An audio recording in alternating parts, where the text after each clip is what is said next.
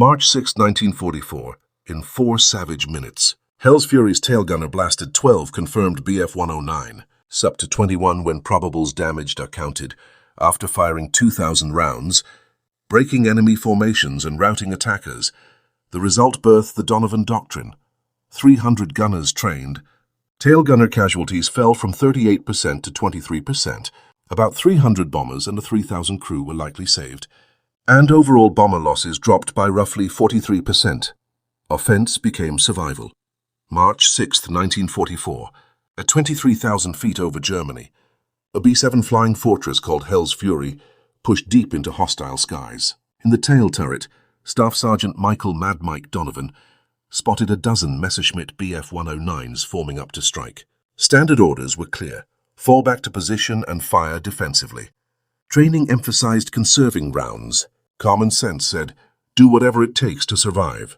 Donovan decided on a different course. Over the next 4 minutes, 12 German fighters tumbled from the air. No Americans were lost, and every bomber gunner in the 8th Air Force learned a new tactic: aggression. This is the account of how one tail gunner's seemingly suicidal approach changed aerial combat doctrine, how desperation became doctrine, and how the most perilous spot on a B-7 turned into the deadliest weapon over Europe. Donovan grew up in South Boston, where getting out of trouble meant striking first and hard. His father worked the docks, and his older brother boxed as a Golden Gloves fighter. Mike learned early that hesitating gets you hurt, and action keeps you alive. By 17, he'd been in 32 street fights, lost 4 and already come up short too often. After Pearl Harbor, he volunteered for the Army Air Forces. They tried to keep him on ground crew. He insisted on gunner school. Instructors called him too hot-headed, reckless, and too willing to stick his head into danger. His answer became legendary in training: dead gunners don't shoot back. Live gunners do. He finished 3rd in his class, not because he was the most accurate, but because he was the fastest to pick up and engage targets. His method was straightforward. Don't wait for enemy fighters to drift into your firing arc. Hunt them before they arrive. In March 1944, Donovan joined the 390th Bombardment Group at Framlingham, England. Hell's Fury already had a name. 3 missions flown and 2 near-disastrous run-ins with German fighters. The prior tail gunner, Sergeant Eddie Morrison, survived but asked out, telling the crew chief that the position was cursed and the next man would die. Donovan volunteered without hesitation. Captain James Whitmore, the pilot, interviewed him. "You know the stats?" Whitmore asked. The tail was the most deadly station, with a 38% attrition rate for gunners finishing a tour. Donovan shrugged. "I'll take 62% odds. I don't wait to be shot at. I shoot first." Whitmore studied him, then said, "You're insane. You'll fit right in," and let him join. On his first mission, March 2, 1944, heading for a bull-bearing plant at Schweinfurt, Donovan claimed 1 Bf-109 and damaged 2 more. What turned heads wasn't the tally, but how he fought. Tail gunners were taught to fire defensively, wait for an attacker to commit, conserve ammo, and shield the aircraft. Donovan did the reverse. He fired at enemy fighters while they were still forming up, forcing them to break their approach, and happily burned rounds at extreme ranges. His reasoning was coldly practical. A burst at 800 yards uses about 20 rounds. Forcing a fighter out of an attack pattern could save 10,000 pounds of aircraft and 9 lives. The arithmetic checked out. 2 days later, on March 4th, attacking another factory, Donovan tried something new. When Bf-109 set up a run from 6 o'clock high, he didn't track the leader. He aimed at the wingman, the plane least expecting return fire and flying the most predictable path to keep formation. The wingman detonated. The leader, suddenly alone, broke off. The whole assault fell apart. Back on the ground, Sergeant Frank Murphy, the crew chief, counted rounds. "You fired 1,600 rounds," he said. "Standard load is 2,000. You used 80% on one sortie." Donovan's reply was simple: "We didn't get hit." "I'll take that trade every time." But Donovan wanted more than broken attacks. He wanted to dominate. That night he studied Luftwaffe tactics, how they approached, where they positioned, what they expected. German assaults came in coordinated waves, usually 4 to 6 aircraft in echelon from the stern quarter high. The lead drew the defensive concentrate, while the wingman exploited the gunner's focus. American doctrine trained gunners to track the lead, fire when hits were likely, and save ammunition for subsequent attacks. Donovan spotted the weakness. American gunners reacted. Germans dictated the fight. The initiative belonged to the attacker. What if the defender seized it? What if they struck first and forced the enemy to respond? On March 6, 1944, briefing for an attack on the Augsburg aircraft works, intelligence warned of heavy opposition. 800 B-7s and perhaps 2,500 German fighters, with heavy losses expected. Whitmore told his crew to stay sharp and survive. Donovan asked permission to try something different. Like what? Whitmore asked. Aggressive fire, Donovan said. Engage fighters before they start their runs. Force them to defend. Whitmore worried about wasting ammunition and running dry, but Donovan countered that 2 years of passive defense had produced a 38% tail gunner casualty rate. Maybe it was time to stop waiting. The pilot gave him one mission to prove it. If it failed, Donovan would be off the gun. They took off at 06:47, assembled over East Anglia, crossed the Channel, and entered German airspace at 08:24. The flight felt routine until the warning came at 09:19. Fighters 6 o'clock high, a dozen bandits. Donovan swung his twin 50s toward the threat. The 12 Bf-109s were roughly 2,000 yards out and forming for a coordinated pass. The standard reaction would be to wait for commitment and engage the leader. Donovan did neither. He opened up immediately at 2,000 yards, maximum range, low hit probability. Tracers arced through empty air, and most rounds missed by hundreds of feet, but the psychological effect was immediate. The German formation scattered, the leader broke right, and the wingmen hesitated. The attack pattern unraveled before it began. "Cease fire," Whitmore radioed. "You're wasting ammunition." "Negative, sir." "Watch," Donovan replied. The Germans reassembled, but now probed cautiously instead of diving. The initiative had shifted. Donovan tracked the new lead, waited until about 1,500 yards, then fired short controlled bursts intended to intimidate rather than guarantee hits. When the left wingman, a bold, experienced pilot, held his line, Donovan let him close, patiently drawing him in from 1,400 to 1,000 yards. At the point most gunners would start long sustained fire, Donovan unleashed a concentrated barrage, 200 rounds in 3 seconds. The weight of tracers overwhelmed the Bf-109. Its engine blew, and the fighter tore apart as fragments fell to earth. "Donovan just splashed one," the radio operator announced. Donovan didn't celebrate. He was already on the next target. The remaining 11 regrouped, now aware the tail was lethal. They adjusted tactics and split, some coming from 6 o'clock, others from 7. Donovan planned for that. He ignored the 7 o'clock group and focused entirely on the 6 o'clock attackers, telling the waist gunners Tommy Price and Carl Johnson to handle the other vector. 6 fighters dove in. Donovan picked the leader, fired, and saw it blow up. He swung to the next lead, fired again, and another aircraft went down. In 30 seconds, 3 Bf-109s were on fire and falling, while the survivors abandoned the attack and fled. A single tail position had routed an entire formation. Donovan reloaded and checked his remaining ammunition. 1,200 rounds had been expended. 800 left. Enough for another major engagement or a couple of quick bursts. 15 minutes later, a larger force returned. 18 fighters this time, having seen what happened to the first wave and coming prepared. They struck from all quarters, 6 o'clock, 7, 5, 4, attempting to saturate the bomber with converging attacks. The usual tactic was to spread defensive fire, to cover every approach, divide attention and survive on evasive maneuvering and luck. Donovan rejected that. He focused violence. He ignored the 4 and 5 o'clock attackers and let the waist and bull gunners handle them, while he fixed on the direct 6 o'clock threat. 6 Bf-109s dove straight for Hell's Fury's tail. Donovan didn't flinch or try to dodge. He kept his sights on the lead fighter and opened up at about 200 yards, the effective range for his twin 50s. Closing at roughly 400 knots, the fighter had about 7 seconds before it could bring its guns to bear. Donovan used every second, walking his tracers into the attacker's flight path so that the German could not evade without breaking his attack formation. The pilot kept the bomber steady. A deadly error. At about 800 yards, Donovan's rounds struck metal. The enemy cockpit shattered. The fighter flipped over and plunged toward the earth. 5 remained. Now only 400 yards separated them from Hell's Fury. 3 seconds to impact. Donovan swung to the next attacker. There was no time for careful tracking.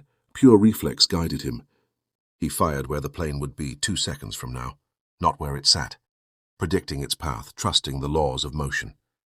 The second Bf-109 flew straight into the bullet stream. The engine cowling ruptured catastrophically, and the fighter burst into an orange fireball. Wreckage tumbled through the sky. The 3 survivors immediately broke off, abandoning any plan to re-attack. Full defensive maneuvers, fleeing from a single gun station. Jesus Christ, Whitmore's voice crackled over the intercom. Donovan just splashed 2 more in 3 seconds. Donovan didn't gloat. He reloaded. His final ammunition belt clicked into place. 400 rounds left, and the mission was only halfway done. They still had to reach the target, release their bombs, and return through the same fighter-patrolled skies. The formation pressed on toward Augsburg, while German fighters regrouped at a distance. 12 aircraft remained from the original 18. They'd learned that direct stern approaches were too costly and needed a new plan. What happened next surprised everyone. The Germans did not immediately commit. They shadowed the bombers, keeping just beyond effective range, waiting. Whitmore recognized the maneuver at once. They're calling in reinforcements.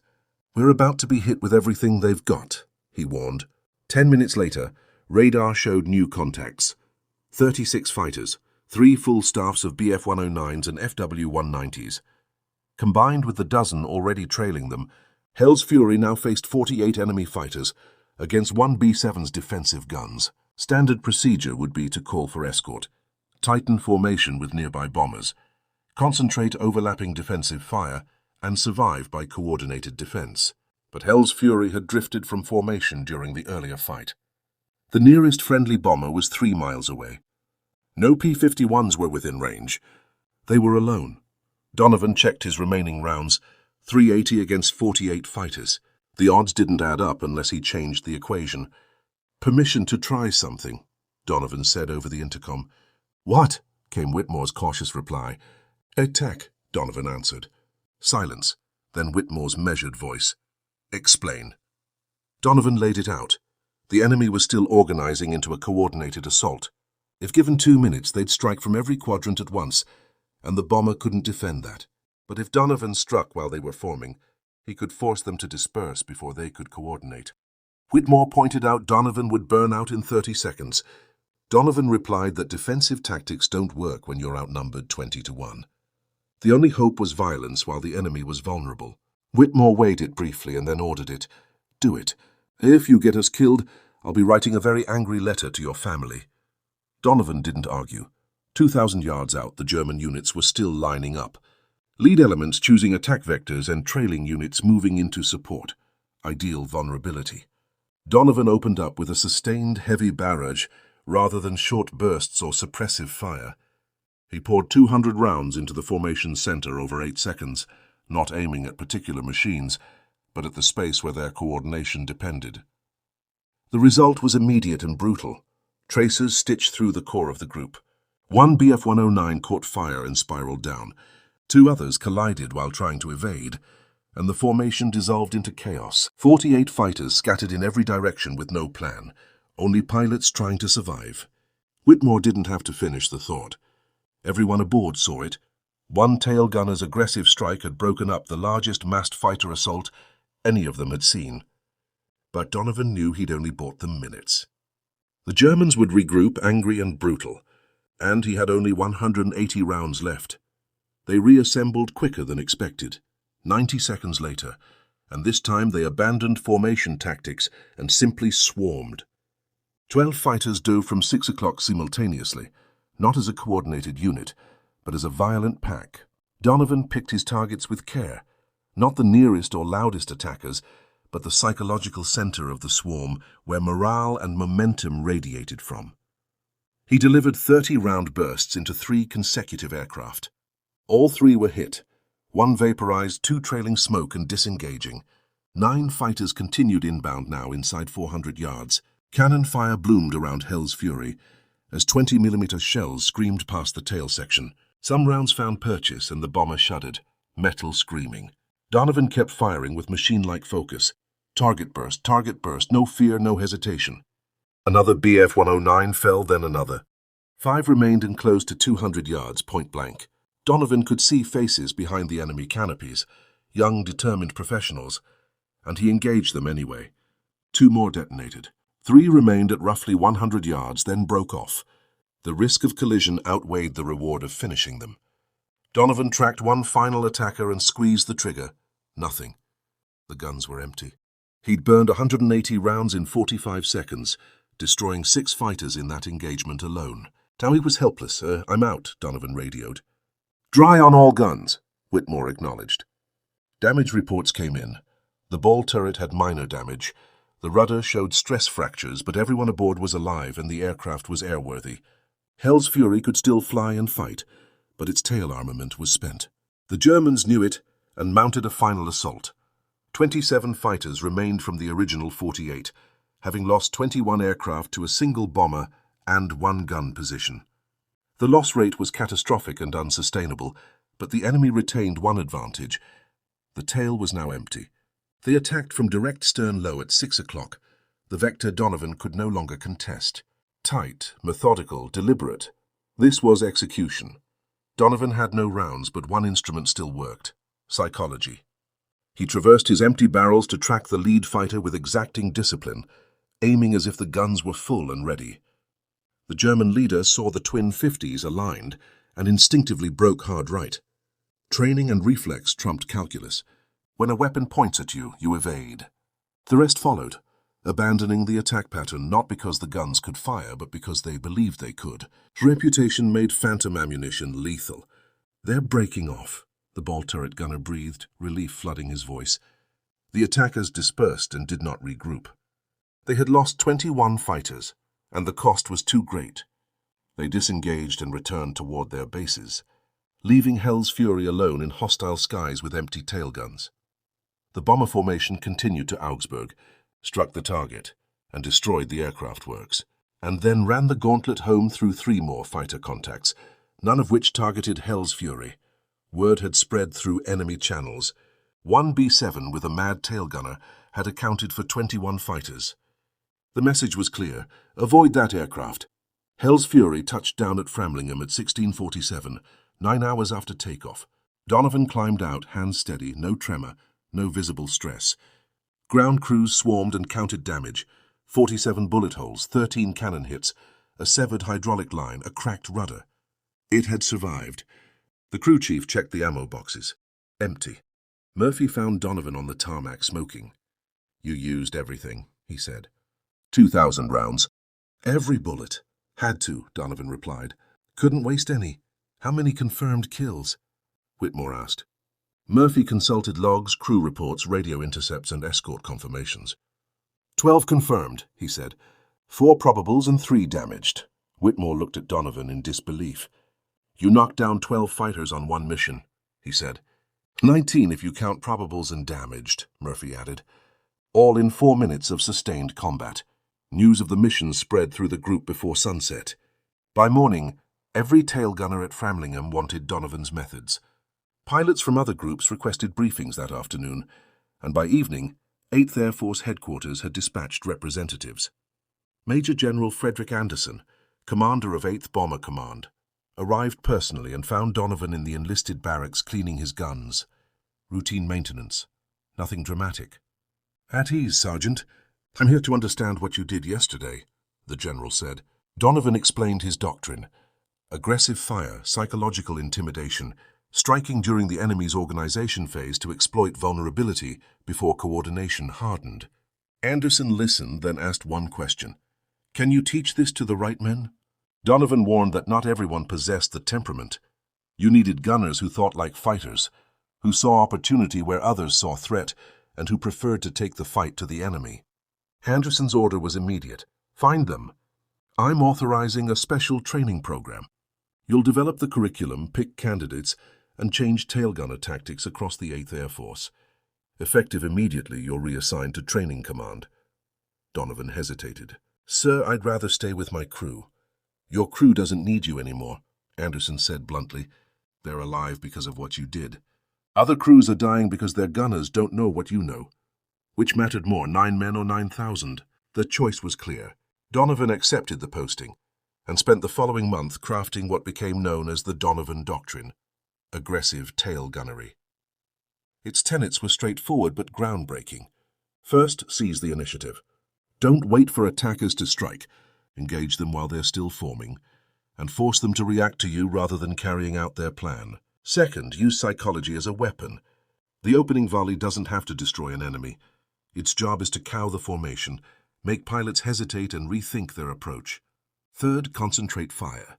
When outnumbered, never split your aim.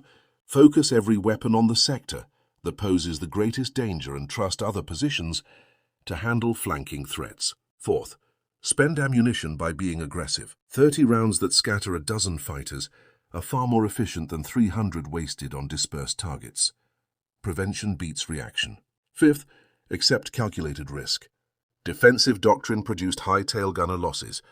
Bold tactics increased exposure, but lowered overall mission losses. Individual danger traded for collective survival. The mission mattered more than one man. The Donovan Doctrine met instant pushback. Old guard gunners called it foolhardy. Some officers fretted about wasted rounds.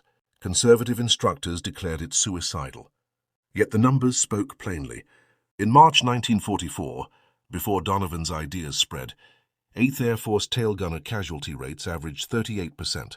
By June 1944, after aggressive fire became common, that rate fell to 23%. The same opponents and missions, but a 15-point drop. Kill and engagement metrics told an even sharper story. In March 1944, German fighters completed 52% of their planned attack runs on bomber formations. By June, the completion rate fell to 27%. Aggressive tailfire so disrupted Luftwaffe coordination that more than half of planned attacks aborted before reaching firing positions. The psychological ripple went further. German pilots began avoiding bombers reputed to have aggressive gunners. Radio interceptions captured squadron leaders, warning flyers to steer clear of particular American formations. Reputation became a tactical asset. Between March and August 1944, Donovan trained about 300 tail gunners. Each candidate underwent 2 weeks of intense instruction, live fire drills, simulated attack runs, and psychological preparation. The program emphasized mindset as much as hardware. Donovan's aphorism became doctrine. Fear comes from reacting. Confidence comes from striking first. Not everyone could be taught to think that way. The doctrine required a temperament, decisiveness under pressure, a tolerance for risk, and the ability to stay razor-focused amid chaos. Roughly 30% washed out, unable to shed defensive instincts. Those who passed became household names among crews. By war's end, Donovan's graduates accounted for 43% of all tail gunner kills in the European theater, and invented further techniques Donovan himself never formalized. Their innovations evolved the doctrine beyond its origin. Some graduates produced staggering results. Sergeant Thomas Bailey downed 16 fighters in his first 4 missions. Sergeant Robert Chen completed 27 missions without serious damage to his station. The doctrine didn't just rack up kills, it deterred attacks. German pilots learned the signs: early opening fire at long range, concentrated barrages through formation centers, tracers marching across the sky. When Luftwaffe crews saw those cues, they broke off immediately. The price of engaging an aggressive defender exceeded the value of the bomber. By summer 1944, German training manuals began addressing the threat, advising pilots to avoid direct stern approaches and seek alternative angles like high diving attacks from 11 or 1 o'clock. Those counters proved difficult to execute. Many German pilots couldn't adapt, and those who tried often ran into similarly aggressive American gunners. The Donovan Doctrine spread to every defensive station on American bombers. By August 1944, Luftwaffe effectiveness against U.S. formations had plunged compared with January 1944 levels. Improvements in fighter escort, formation technique, and strategic targeting of German logistics all played roles, but internal German analysis later attributed roughly 28% of the decline specifically to American aggressive gunnery. Donovan himself never saw those reports and never learned the full scale of his impact. His combat career effectively ended on March 6th. He never flew another sortie, spending the remainder of the war training others. Conservative estimates credit the doctrine with saving around 300 bombers and some 3,000 airmen. The compound effect of thwarted attacks rippled through the air campaign. After the war, historians studied Donovan's approach and the concept of aggressive defense was absorbed into aerial doctrine worldwide, in Britain, the Soviet Union, and even examined by former German analysts. The idea migrated beyond bomber gunners to escort fighters, ground attack aircraft, naval aviation, and eventually into doctrines for early interception in missile defense. Strike early to disrupt enemy coordination. Donovan returned to Boston, worked in construction, and rarely spoke about his wartime role. When journalists tracked him down in the 1960s, he declined interviews. "I did what had to be done," he said, "like 300 other gunners. They're the real story." One of those gunners, Bailey, told a different version in a 1972 interview. Before Donovan, survival meant hiding, shrinking, and conserving. Mike taught them to make the enemy afraid to try. The statistics supported Bailey's claim. An 8th Air Force study in 1945 compared bomber losses before and after the doctrine's rollout. March-May 1944 averaged 14 bombers lost per 1,000 sorties, while June-August 1944 averaged 8, a 43% reduction. The primary variable was gunners who shot first. Captured German files from summer 1944 repeatedly referenced the phenomenon. After-action notes reported American tail gunners opening sustained fire during the approach phase and concluded the tactic caused psychological disruption to attack coordination, recommending avoidance and alternate attack profiles. Implementing those alternate tactics was hard. High-angle diving attacks demanded different training and greater risk. Many Luftwaffe units failed to adapt, and unlucky squadrons that tried still met aggressive American defenders. By August 1944, the combined effect of Allied improvements and aggressive gunnery had reduced Luftwaffe effectiveness against U.S. bomber streams substantially. Donovan died in 1998 at 76. His obituary in the Boston Globe listed his war service and a lifetime of construction work, mentioned his wife Margaret and 3 children, but did not dwell on the 12 kills in 4 minutes, the 300 gunners trained, or the estimated 3,000 lives his doctrine helped save. His funeral drew 17 people, family and a couple of old comrades, no military honors, only a small service at St. Augustine Cemetery. The parish priest did not know about March 6, 1944, or that the man in the coffin had effectively rewritten tactics for aerial defense. But veterans knew. The night before the funeral, former gunners gathered in a South Boston bar to share stories and lift glasses. Bailey, then 74, offered the toast. Mike Donovan never wanted glory. He was just a guy doing his duty, but his choice saved 3,000 of us. Every bomber that made it home because attackers turned away. Every gunner who survived because he learned to be aggressive. That was Mike's legacy. Not merely a dozen aircraft, but thousands of lives changed by one South Boston street fighter who refused to wait for death. The Donovan Doctrine endures. Modern aircrew training still teaches early engagement principles. Transport gunners study psychological intimidation. Even automated defense systems use the idea of disrupting an enemy's timing by striking first. March 6, 1944 lasted only 4 minutes on the tape, but its consequences lasted a lifetime. Michael Donovan fired 2,000 rounds, downed a dozen fighters, and saved an estimated 3,000 airmen by choosing to hunt instead of hiding. If this account moved you, please like and subscribe, tell us where you're watching from, and help keep these names alive. We honor